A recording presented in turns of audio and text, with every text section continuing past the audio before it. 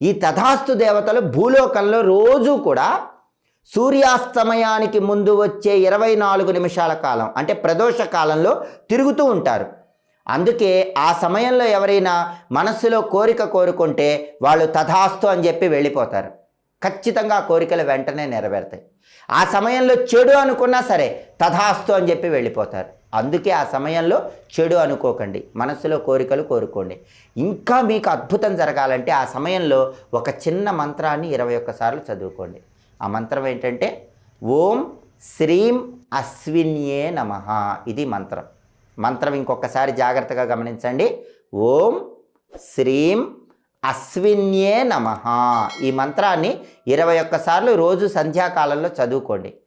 అప్పుడు ఆ మంత్రం చదువుకునే వాళ్ళ మీద తథాస్తు దేవతల అనుగ్రహం ఇంకా అద్భుతంగా పనిచేస్తుంది. తథాస్తు తథాస్తు తథాస్తు అని చెప్పి ఆశీర్వదించి వెళ్ళిపోతారు.